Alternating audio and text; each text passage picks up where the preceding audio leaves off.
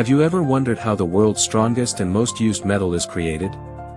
Steel may look simple, but its journey from raw iron ore to an unbreakable material is one of the most extreme transformations in science and engineering. Deep inside the earth, iron ore is mined, crushed, and purified before it enters a blast furnace hotter than a volcano, reaching temperatures above 1,500 degrees Celsius.